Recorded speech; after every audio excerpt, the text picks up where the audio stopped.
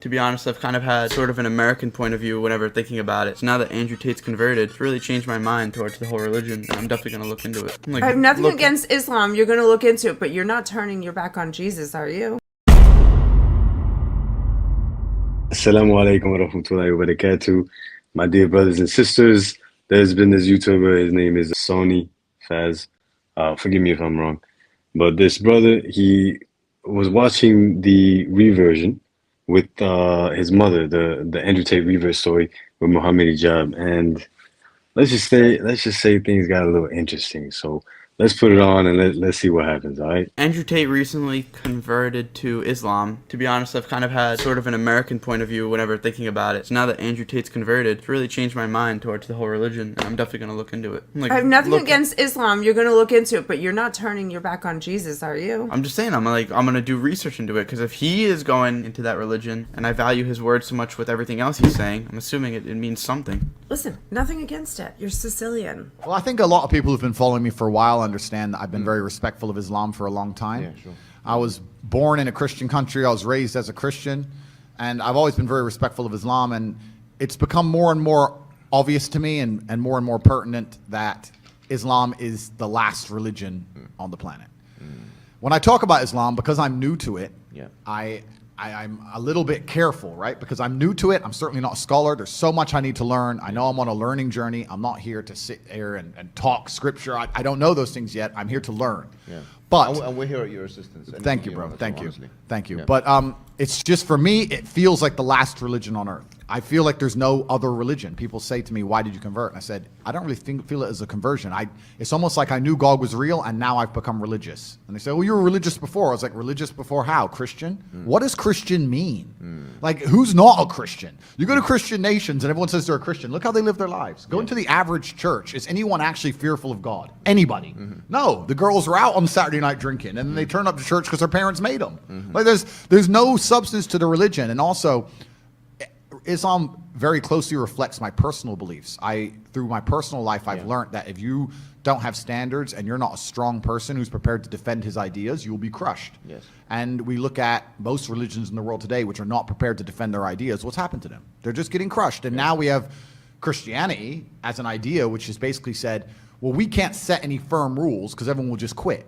So instead, let's make it so easy to be a Christian that nobody has to put any effort in. Yeah. And then accept everybody no matter what. And hopefully we can keep the church doors open. Do you not agree with him to an extent with, like, this religion? I see why he thinks that. I mean, I can see in my youth. So I made all of my sacraments in the Catholic Church, but we didn't go to church every Sunday. We didn't sit at the kitchen table at night and talk about the Bible or biblical principles or the stories and how we could apply them to our own lives. We didn't. We were like, we phoned it in, all of it. But it was extremely important. Like when you had your baptism, communion, confirmation, every single thing was so important, and you had to have a big party, and the whole family had to be there, and we had to make a fuss, and you got all new clothes, and that day was critical as a stepping stone in growing up. Yet we didn't really. That was it. That was it. You had a day where you put clothes on. Like that's kind of his point. And so I do see his point, though. I now am a practicing Christian, and it is so very important to me and so part of my daily life. Like there's things that go on, like while you're sleeping, you know, I'm on the Bible app and I listen to the verse of the day, and then I read the devotional, and I listen to like certain Christian artists' songs that really help me feel connected. And I go to church, and since we moved to Florida, I'm on the hunt for a new church because I missed the one I fell in love with in Boston. So I'm a different kind of Christian than the one he's talking about. For him to just make a generalization about the whole religion is kind of foolish. Right, so I think she actually makes a decent point. But I think it's important to look at the whole picture. When you look at Christians generally, she said that it's wrong for him to generalize. And I'd say for the most part, we shouldn't generalize unless that the statement is generally true. Like if I were to say, well, humans have, two hands. Well, generally, most humans have two hands. Not every single human being, but I don't think anyone would have a problem with me saying generally humans have two hands. So same thing with Christians. When you look generally at the people who claim to be Christian, and I know that some Christians are going to be of a certain denomination and say everyone else is not Christian. I understand that. But when you look at majority of people who claim to be Christian, who are active and practicing by their standards or whatever, most of them, including the Pope himself, are reluctant to say something like homosexuality is a sin. The Pope recently said that it's okay to be gay. The Pope himself said that. So when the Pope himself, who is supposed to be a world-class kind of divine, not divine figure, but kind of arbitrator of the word of God and explainer of the word of God and deliverer of the message of God, saying things like that, then of course everyone else is going to kind of fold on those things. But when you look at Christianity as a whole, all throughout history, it was always changing. It was never a solid thing. When you look at the Bible that we have today, even though it's not preserved, let's just say for the sake of argument, what is in the Bible today is true. And there are some things you can argue are true or false. But regardless, Jesus, it's recorded in the Bible that he said he did not come to abolish the law. He came to fulfill it. When Paul went to the non-Jews, the Romans and the Gentiles, he abolished the law for them. Because if they knew that, okay, we have to circumcise our children, we can't drink, we can't eat pork, we can't be adulterers, we can't commit sins, they're not going to accept it. So he boiled the religion down to just accept Jesus died for your sins. So who really betrayed Jesus? Who's really betraying Jesus? The one that looks into Islam or Paul himself? Paul went against James, who was basically the brother of Jesus, who became the head of the temple when Jesus left. And he disagreed with Paul. So who's really betraying Jesus? Is it your son or anyone who's looking into Islam, or is it Paul himself? Is it people who came and they're saying certain things are not a sin all of a sudden, even though it's very explicit in the Bible, the Old and or New Testament, that certain things are prohibited? Who's really betraying Jesus? Now let's take it a step further. Jesus never actually claimed to be God. Jesus never actually claimed to be God. We discussed it before, and I'll show the whole book this time, inshallah. The 5 Gospels. We've discussed that book before. We know Jesus never actually claimed to be God. This is a valid historical opinion that scholars like Bart Ehrman have. But he never claimed to be God, but there was a point where he was made to be divine by other people later on. And certain words were put in his mouth that he never said. So who's really betraying Jesus? If Jesus came and he said, worship God alone, which is what he said. He said, even recorded in the Bible, if you believe it to be true, he said in John 17:3, so that they may know you, the only true God, talking to the Father, and Jesus Christ whom you have sent. Jesus himself, the Son, is referring to God as the only true God, or the Father as the only true God. Many verses, the Father is greater than I, so on and so forth, where you have to conclude in any logical and rational manner that Jesus is not God, nor did he claim to be God, but he worshipped the Father alone and called others to worship God alone. That's exactly what Islam says. And it's recorded in the Quran that on the Day of Judgment, God will ask Jesus, did you tell people to worship gods or you and your mother beside me as gods? And Jesus will decline. He'll say, no, I never said that. And in Surah At-Tawbah in the Quran, Allah, he says that the Christians say Jesus, the Messiah, is the son of Mary, is the son of God. And they're just repeating lies that the disbelievers before them have said. How do you today actually know Jesus said these things? You don't. And if he didn't, you're repeating lies that people have said before. So who's really betraying Jesus here? If anyone wants to be just to Jesus from a religious, scriptural standpoint, then they would have to be Muslim. Because Islam is the only religion that accepts Jesus as the Messiah. So it doesn't negate him being a prophetic or messianic messenger. But it doesn't make him God. It doesn't put him above who he actually is and ruin his message. So the only real answer is Islam, if we're being honest. 100%. Keep it going, boy. And ignorant, I think. God to me is strong. God to me is something to be feared. Yeah. God to me is someone that people are afraid to mock. Yeah. God to me is someone that you have to go out of your way to prove something to. God to me has red lines. Yeah. Like God to me represents the Islamic faith. The Christian God to me, I don't see God. I can't explain. I don't see anything there. So Yeah. to me, it was the only logical choice in the end. Alhamdulillah, man. I'm sorry that he doesn't Many, as see you're saying anything. this, I'm sure I do. many people are like ecstatic and extremely happy. It's a great thing for everyone, honestly, because, you know, just anyone coming into Islam is the Prophet Muhammad ﷺ told us it's better than the world and everything in it. Yep. But imagine now somebody of major influence. I mean, you're the most Googled person on the planet. I'm not Yeah. sure if you still have Yeah, the top spot on that. I think Putin might have beat me as of last week, but I think it's between me and Putin at the moment. I never But thought I don't I'd want to hear- lose to Putin. Look, Putin's the big G. I don't want more enemies. Like it's fine, Vladimir. You can have it. I never thought I'd hear you saying that statement. Yeah, It's my Putin beat favorite me mega last year, villain. right? yeah, Last yeah. week. I think we're certainly the most Googled. But no, it's definitely something beautiful, and a lot of people have. You'll be surprised at how many women as well. Like, because obviously the accusations of misogyny and stuff, which Yeah. but a lot of women, alhamdulillah, especially in the Muslim world, they're absolutely happy. In fact, let me tell you a story. Just before I came here today, one particular woman, I can't reveal her identity, but she's working as a school teacher Yep.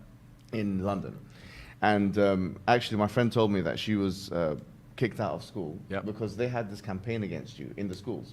I'm not sure if you're aware of this. I've seen. Yeah, this was part of the cancellation. I did know about this. Yeah. Yeah, so in British schools, they said, if you say anything good about if you say anything good about this person, or you have to be reported or prevent anything. Clown And if you say anything, you have to kind of combat his extremism or whatever it may be, right? So because when you became Muslim, she abstained from doing that. She said, I can't really do that because Islamic laws and it's backbiting and it's got honor in Islam and so on. And unfortunately, they fired her from the position. Wow. So you can see that this is the level of encroachment we're talking about here. So, and this shows you that the level of fraternity that exists, and not only the fact that when you're looking at Twitter or whatever social media, it's not a representation of what's really happening on the ground. Of course, and I mean that's crazy to hear. And what's most crazy is, the fervor behind this idea that I'm somehow extremist is truly clown world. Like I've sat as a professional and analyzed my content and understood which things can be taken out of context and which things were said in a way perhaps they shouldn't have been said before I was massively famous. But we have to sit here and understand that if you take anybody on the planet and give them 7 years of YouTube and then they decide and they blow up big, you're going to be able to find 30 to 45 seconds of clip across all those years that can be taken out of context, right? And it's truly crazy because they sit and say, oh yeah, but the young boys are watching your stuff and they don't truly understand all of it, and there's nuance that's missing. And my argument is very simple. My argument is, well, one, you're taking small clips out of context, and two, there's not a single piece of content on the internet that a 14-year-old boy can't misunderstand. Name someone who's producing content on the internet that you would be 100% happy for a 14-year-old to drill artists, and so they're saying. I mean, I live in an area. I'm not going to mention the names of the artists, but they're talking about going to. I know it is ironic because then you just push rap and murder and all this horrible shit on these kids, and then you're like, Andrew Tate is the one that's the devil. that there was a time I was an atheist. There was a time when I was atheistic. And the reason I am now so absolutely certain that God is real is because I've seen evil. I've seen shaitan. I've seen it. When you see enough evil, you realize that there must be an equal and opposite force. And there are people out there in the world today doing the work of the devil, genuine demons, who are trying to destroy the baseline morality that's inside of all of us. We're all born with some kind of morality, and they're trying to destroy it. And that's exactly the Islamic understanding. That we believe that you're born with something called fitrah, which is the initial goodness. You're born with an innate belief, receptivity to believe in one God. Yeah. And then that is corrupted. In fact, there's a prophet, hadith of the prophet, where he says, كُلُّ مَوْلُودٍ يُولَدُ عَلَى الْفِطْرَةِ. Every born child is born upon this initial goodness. فَأَبَوَاهُ يُهَوِّدَانِهِ أَوْ يُنَصِّرَانِهِ أَوْ يُمَجِّسَانِهِ. And then his father and mother or his parents, they socialize him into Christianity, Judaism, Magiism. So the idea is that everyone is born with this initial goodness and this initial will or want to believe in God, one God. And then, as you mentioned, I mean, it's what you're mentioning here is profound because you're mentioning a central doctrine in Islam. So if But that is true, and I think that's a lovely belief. I really like that. If that is true, that all humans are born with that, then what happens is, like these Christians who he's talking about, who are totally lost and have no connection to their religion or any God, and they talk about it, but it's all just lip service. They have that's still in them, and they have a chance to come back to that. I mean, he himself is 30-something years old and now just coming to this. So who is he to pass judgment on the Christians? Oh yeah, I don't like that. And I saw the Quran and it confirmed. Okay, I think it's fair to discuss that point a little bit. Do you want to start or should I get into it? You go first, bro. All right, Bismillah. So firstly, I want to say I don't want to say correction because I don't want to start with correcting Andrew Tate online and that stuff because I think that can be very problematic. But just for anyone who might misunderstand, because Muhammad Ajab didn't say anything, we don't believe that shaitan is equal to Allah in any way. So when he says there has to be an equal and opposite force to evil, we don't believe, like, if you're looking at, like, God being a force of good and shaitan being a force of evil, they're not equal. Allah subhanahu wa ta'ala there's no comparison to him. And وَلَمْ يَكُنْ لَهُ كُفُوًا أَحَدٌ. There's nothing even similar to him or close to him or comparable in any way. Allah subhanahu wa ta'ala could destroy shaitan 10 billion years ago and then create him again, destroy him again, and do it as many times as Allah wills. Shaitan has no power. All he does is waswas. He whispers to us and tries to entice us to do evil. And any good is from Allah and any evil is from shaitan and ourselves. So there's no equality there. But I don't think that's the main point. He's making the main point that there is evil. Therefore, there needs to be something good, something enticing us to do good. And on the fitrah, the point that Sonny's mom is making, if I understood her correctly, is that since he is now coming to this kind of like, belief in God and doing good and this real genuine belief in Allah and belief to do good, then he shouldn't pass judgment on the Christians. The difference is he's not coming to Christianity. We believe that the goodness is that you follow the Prophet Muhammad and you accept Allah. You worship one God alone and you accept his religion, which is Islam. So even if a Christian had this awakening where they want to be a good person, we don't believe they actually have the knowledge or the scripture to do that. Because when they go to the Bible, they get a whole conglomerate or a multitude of different views and verses and things that maybe even contradict each other. When you come to Islam, you get one kind of coherent way, get one very easy system of life. Worship one God alone, enjoy good and forbid evil, and it's very clear what's good and what's evil, and so on and so forth. So that's what he's coming to. The Christians nowadays, even if someone wants to say, okay, let me practice and dedicate my life to God, what do they do? Really, what do they do? Because if we're being real, they don't drink, they don't smoke, they don't have intercourse before marriage. They don't say anything like holy F or holy whatever swear words. How many of those people actually exist? And even those people, how many of them can you refute the idea of the Trinity to, which didn't come till 300 years later, using the Bible itself? So there's, I think, a multitude of problems. Okay, so I wanna speak on the point that Sonny's mom was making. And Sonny, if you're watching this and I'm saying your name wrong, please forgive me, bro. But what I want to say is that your mom made Shabbat the point of, like, people coming back to their religion, coming back to God, and how Andrew Tate is coming back to God at 30-something years old, and how your own mom, she came back and she's really practicing and all that stuff. Let's keep it very simple. All right, let's keep things very simple. We all have an innate state that is almost like this moral compass. It lets us know what's good and what's bad. Okay, in Islam, this is called the fitra. Every single human is born with the fitra, the internal state, that moral compass. You look at a kid is innocent. A kid is intact with this moral compass, with their fitra. Okay, so the easiest way to understand, forgive me for the cough, I'm a little sick. The easiest way to understand which religion is actually it, which path is actually it here. Listen, just put the religions in front of kids. See what the kids say. See which one the kids begin to lean towards to. See which one the kids begin to ask questions, and the answers are made very simple for the kids. Listen, like, I grew up in Catholicism. I have many friends who grew up in Christianity. I later went into Christianity before I became Muslim. Like, it's not simple, my guy. Christianity is not simple. Catholicism is not simple. And they do a very good job of just mixing everything up, complicating it. So again, if you want to keep it simple, take a kid who has the fitra intact and see what they lean towards. See where they gravitate to. Because the more you look into Islam, which I highly, highly suggest and advise you to look into Islam. Who am I to advise you? But I'm no one. Don't worry about who I am. Just take what's being said and take it with you. Do something with it. But I highly suggest that you look into Islam, because in Islam, it's known that it's is the natural religion, right? It's the only religion that coincides with the natural religion, and the natural religion is the fitra. The fitra is gonna go into the natural religion. So I'm gonna end it. I think I've said a little too much, but I hope you get the point.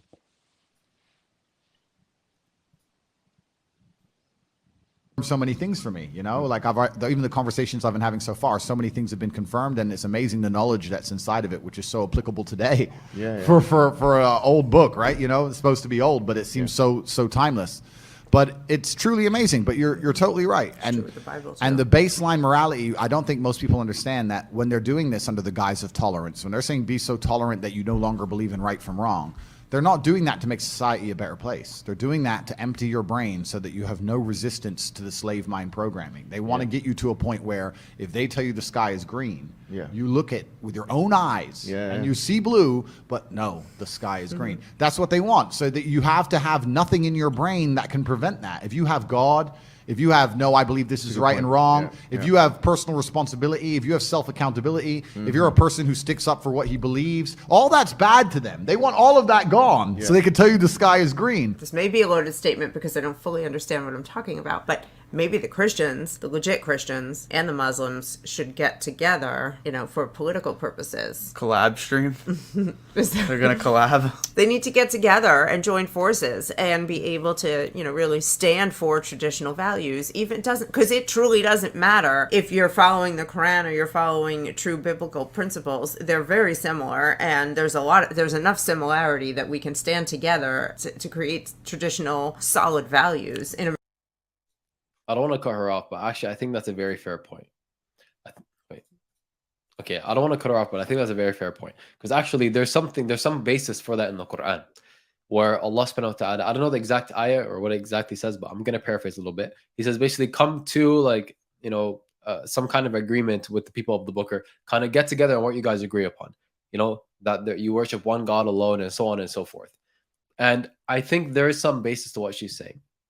But at the same time, I don't think the differences are minimal enough for us to be able to band together.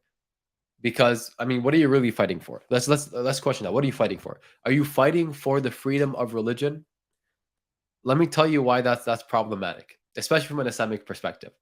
Because you're fighting to have the freedom to believe what you want within a non-Muslim system. Islamically, we're not really supposed to live in a non-Muslim system or a non-Muslim world. You can, if need be, which, today's day and age, that's what we have. But to be fighting for the right to believe what you believe within a non-Muslim world, and to get together with Christians and Jews and everyone who actually has different beliefs for that purpose, that's, I don't want to say half-assed, but that's kind of, I think that's a useless battle, to be completely honest, because that aims to just be living here under non-Muslims forever. And what's going to happen 30 years from now, 100 years from now? They're going to do the same exact thing. They're going to continue to progress with their secular liberal ideology and their left-leaning political beliefs, and we're going to just be left in the dust, religiously speaking. And they've already got this far. Think about it. They've already gotten so far to make us secular. Do you know how big that is? They have made us secular. They have divided our religion from the state, from the laws, from the practices. They've divided our religion already. So what are you asking for? Oh, please don't take away. What are you fighting for? Please don't take away my right to believe that homosexuality is a sin. Is that how bad it's gotten? Then think about what they did the past 100, 200, 300 years when they were secularizing the religions. There's a reason. There's a reason why Muslims think that, believing in God, worshiping God is just praying and fasting, and that's it. That's not all it is. You have an entire way of life given to you by God. You have to obey God every step of the way. Every decision you have in life, you must be asking yourself, what decision would please God? What decision would displease God? That's how we need to live.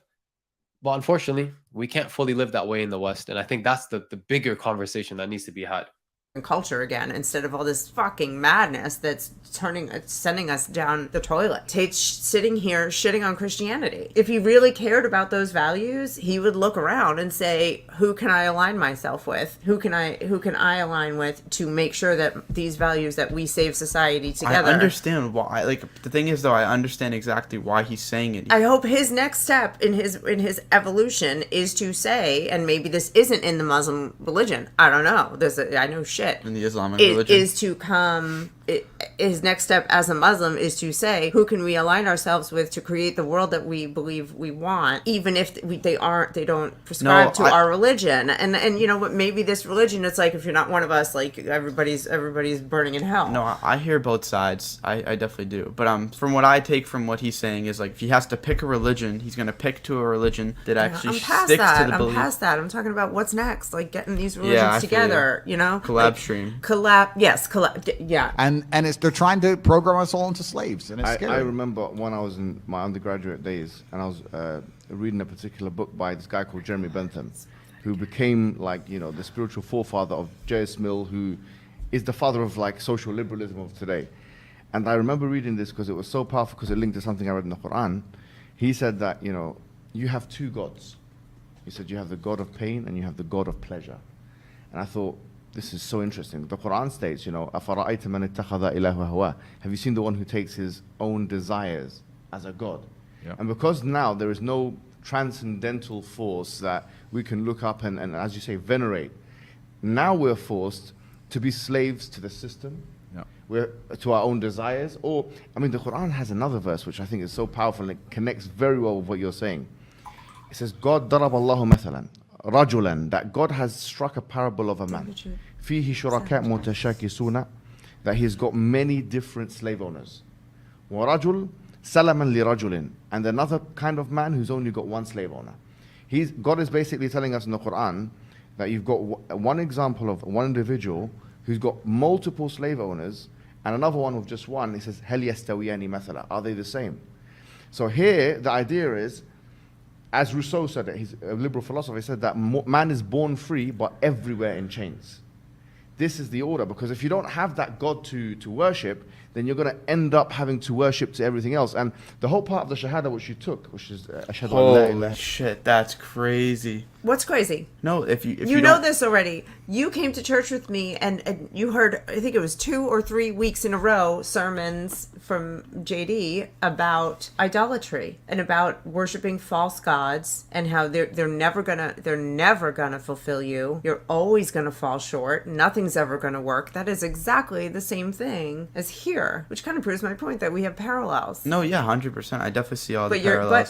But you're bugging out on it again. You forgot. I gotta remind you. I gotta take you back and show you the recordings of JD talking about that. Listen, no disrespect against your mother, bro. May Allah bless her.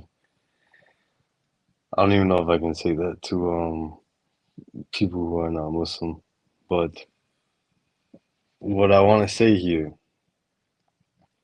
is that you said, oh, wow, that's crazy, because in the Quran, it's made very simple. Whereas in Christianity, when you're going to church and you have a pastor and he's giving sermons and he's talking about things and he's linking it to maybe his day-to-day life experiences or someone that he's talked to and their experiences and stuff like that, it's not the same. It's not the same as when God is speaking you directly through these verses, bro. That's why when Muhammad Hijab is just mentioning something from the Quran, it's already making you say, whoa, like, damn, that's crazy. Yes, it is crazy, bro. So again, no disrespect to your mom, but just something to think about, bro. Yeah, 100%. And especially, like, I don't want to take it too deep, but think about it like this. There are 2 aspects to worshiping God. There's, you know, praying to, believing in, and all that stuff. and then there's obedience.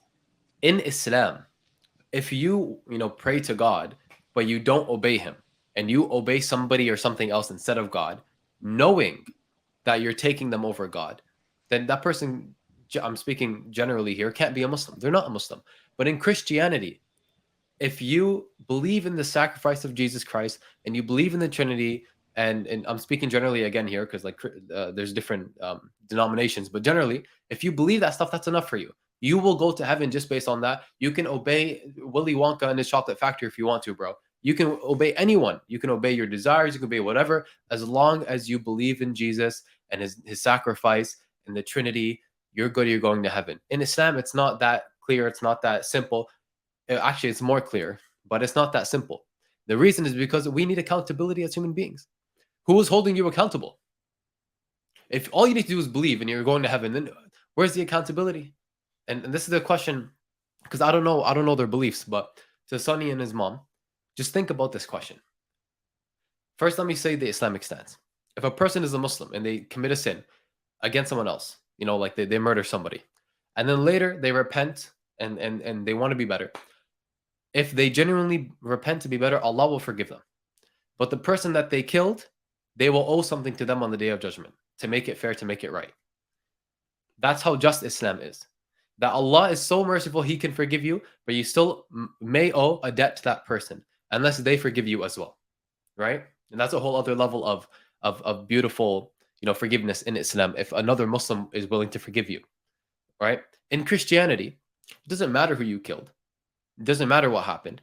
Even if it was another Christian, to be fair, both those people will be in heaven, generally speaking, especially if you're going based on the Catholic view, if they believe in Jesus Christ's sacrifice in the Trinity. Do you think that is something that is fair? Do you think that is something that allows Christians to hold themselves accountable? Or do you think it's better that in Islam, for example, we have sayings of the companions of the Prophet, like hold yourself accountable before you're held to account by Allah? Just think about that. And I hope they react to this, inshallah. Yeah, and bro, his mom saying that there's parallels in the Bible and in the Quran. Listen, if you read the Quran, God says very clearly that, oh no, I don't need a coffee yet. No, I do. God says very clearly, the Quran is just the final testament. Okay? Then you had the Old Testament, which was the Torah. You have the New Testament, which is basically the Bible nowadays. Then you have the final testament, which is the Quran. The Quran is coming in, literally saying exactly what was said in the Torah, exactly what was said in the Bible, in the Gospel, in what Jesus was coming with. But you know what? It's been altered. It's been altered. It's been changed. That's why God has come back. And I've said this multiple times. It's like the telephone game.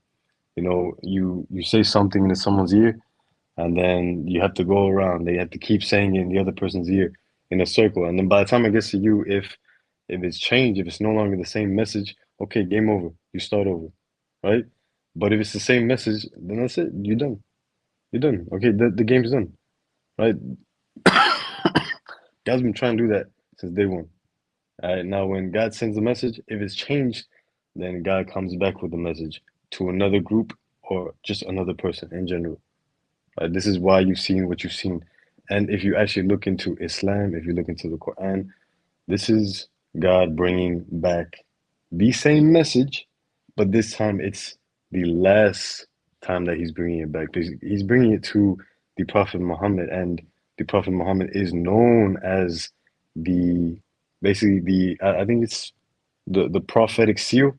He is the last prophet. He is the final prophet. And what this means is that if he is the final one, then he not only did he complete the message, but it means it hasn't been altered since the time that it's come into this reality. I just take that. Just really take that and do your own research with it, bro. no, you liked that's it. You definitely a came good home point. and you talked about it in the middle of the week. You remember? I remember you saying you were thinking about it. It's an excellent point. It is. I just think, especially like a lot of regular churches, it's just like I don't get anything out of it. The church we went to You back like home was JD. good. Yeah. Yeah, I know, but like for the most of the time, it's just like some old ass dude reading something that you can't even hear him. Well, and then you got to you know. stand up and you got to sing your songs, and it's just like I didn't gain anything from this spiritually. Could have read a book and had more insight. Right. But to look at it and understand, as you get older, you understand that that's just one experience of it. No, yeah, I'm sure that there's some. And that's why I'm on the hunt for the right church here in Florida, and I've been to 3 so far, because they're all different, and you got to find the one that gets you where you're trying to go with it. But yes, sitting and listening to a crusty 99-year-old man may be a great experience, but it gets a little boring sometimes, and I don't know. Okay, quick point. I think it's very fair for her to understand that it can get boring sometimes, and 100%, it's not always going to be fun. I don't think religion is always supposed to be something that is fun. It's supposed to be something that is true, that gives you contentment, that is endearing, that is spiritually lifting. But it's not always going to be fun. But at the same time, she said something, and I don't want to play semantics, but I think it's important to call it out. She mentioned that basically she's trying to go to the right church that's bringing her to where she wants to go. But I think that's problematic, because now the focus is on you and what you want. So if you go back to the ayah in the Quran, have you seen the one who takes their desire as their own God?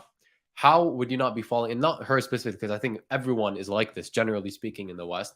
How are you not making your desires your God? You're saying, I want to get to this destination. Let me find the means that will bring me there. Why are you not saying, let me find the truth. Let me find what God wants from me. Let me obey whatever it is he sends down. And if that's Islam, that's Islam. If that's not, it's something else. If it's Christianity, okay. But let me find the truth with evidence and rationality and logic and proof. And then let me follow what God wants from me. That is how we need to be as human beings, because we're not the main point. We're not the object. We are the subject.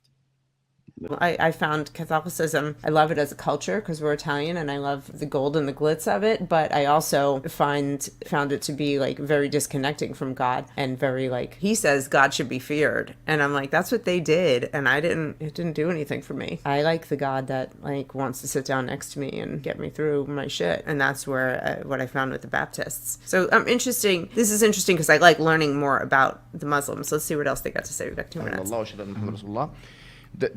The true meaning of that, La ilaha illallah, is that there is no God worthy of worship except for one God. Yep. Which means that your desires or the system or these people that want to control us, the problem is they're not worthy of worship. The only one worthy of our subordination and submission is the creator of the heavens and the earth. There's no one else. I agree, and Sounds like a Christian. I completely agree, and I've agreed with this for the longest time. I've never been to like a music concert.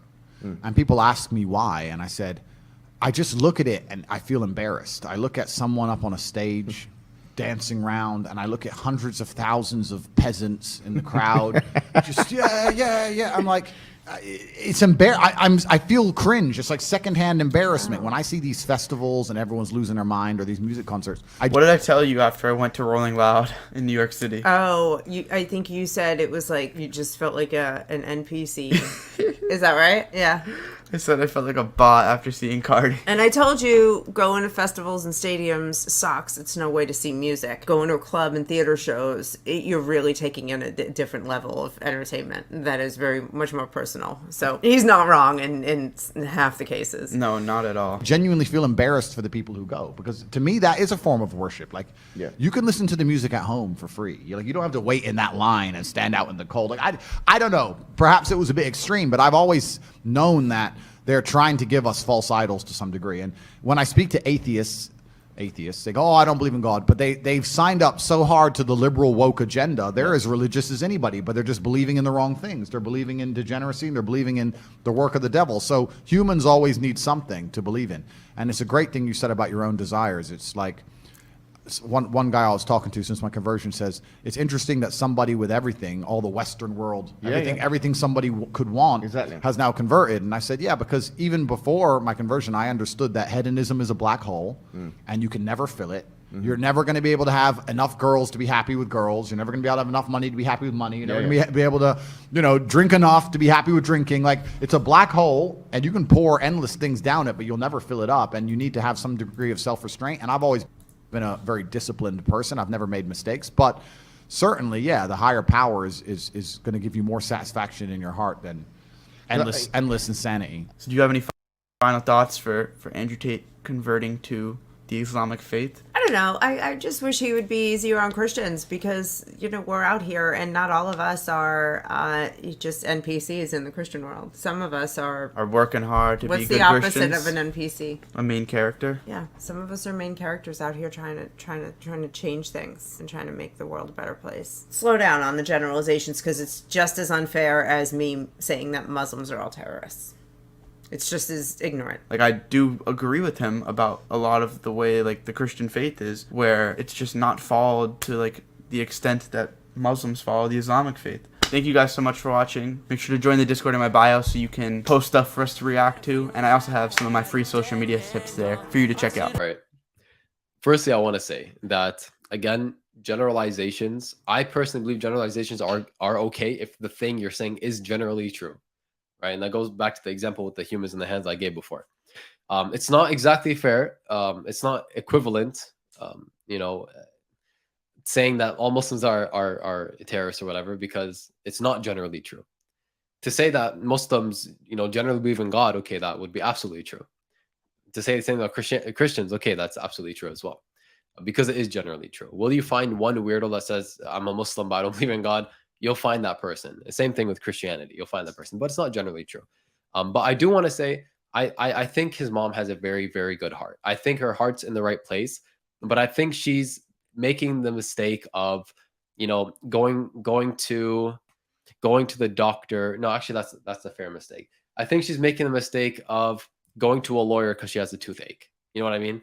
She wants this spiritual connection. She wants the God where she can go and she can, basically plead to and pray to, and it's going to give her contentment. It's going to give her a good community. It's going to give her a good feeling, sense of belonging, and it's going to be the truth. But she's going to Christianity. And I think that, with all due respect, time and time again throughout history, it's been demonstrated that Christianity is just not that. It's mainly been a political thing.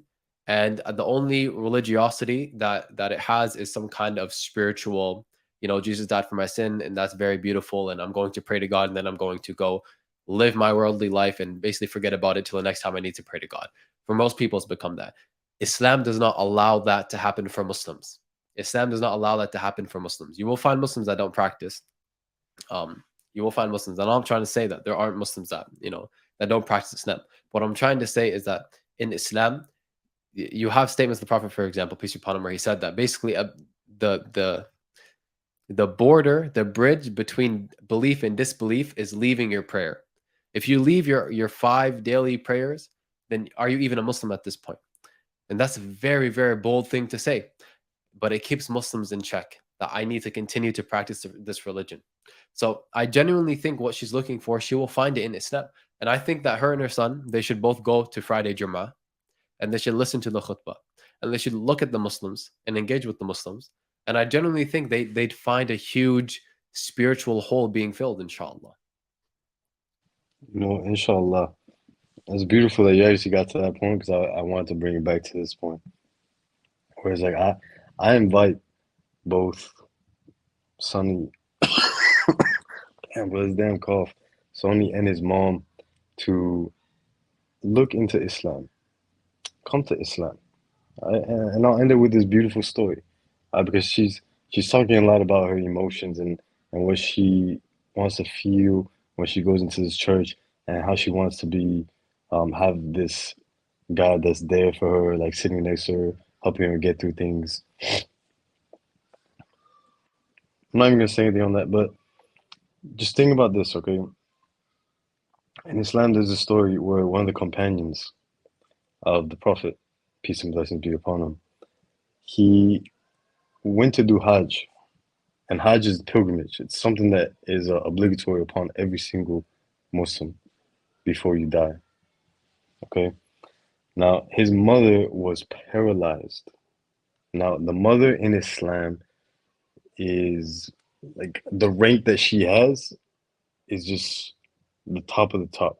Because the Prophet Muhammad, peace and blessings be upon him, he was asked, like, who's the most important person in this world? He said, your mother. And they're like, okay, who's the second most important person in this world? He said, your mother. And they said, okay, who's the third person? He's like, your mother. And then they're like, all right, but who's the fourth person? He's like, your father. So the mother is held to such a high degree, and not just the mother, but women in general. All right, but the point I want to make is the mother. The mother is held to a very, very high degree in Islam. It's literally said that the gates of heaven are at the feet, like the footsteps of our mother. So if our mother is pleased with us, that's a very good sign that God is also pleased with us. Okay. Now, with that being said, in the story, this companion's mother, she was very, very sick, and she couldn't walk. Okay, she couldn't walk. She was so sick she couldn't walk. So what he did is he put her on his back, and he performed Hajj. He performed the pilgrimage around the Kaaba, which is the sacred holy house in Mecca. Okay, he performed this 7 times. And if you actually look into it, Hajj, like, this is not an easy thing. It's not just like doing like a circle of no, it's a lot that you have to do. It's not just going around the sacred house, the Kaaba, right? So he did it 7 times, and he went to a scholar and he asked, he said, have I fulfilled the rights upon my mother by putting her on my back and doing Hajj 7 times with her on my back? The scholar said, not even this much. Not even this much of your rights upon your mother did you fulfill. So that goes to show, like, not only the status that our mothers have in Islam, but just the beauty of it all, you know? So, like, if she's over here talking about she wants this to, like, be the best fuel for her, she wants God to, like, really, you know, be next to her and help her get past, like, what's going on in her day. Like, look at this story. Like, God is putting the highest of value on you as the mother.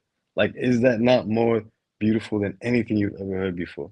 And if it is, okay, don't worry about it, disregard. But if it isn't, if this is something that's very beautiful, then I highly, highly invite you and your son to come to Islam, look into Islam, do what Ramis said, go to a khutbah, listen to what's being said, ask questions, listen to the recitation of the Quran, because that's where the beauty is. All right, and I'm gonna end it there. You know, God bless you and your son. Allahumma ameen. And with that being said, Allahumma atina fi dunya hasana wa fil akhirati hasana wa qina adhab an-nar. Assalamu alaikum wa rahmatullahi wa barakatuh.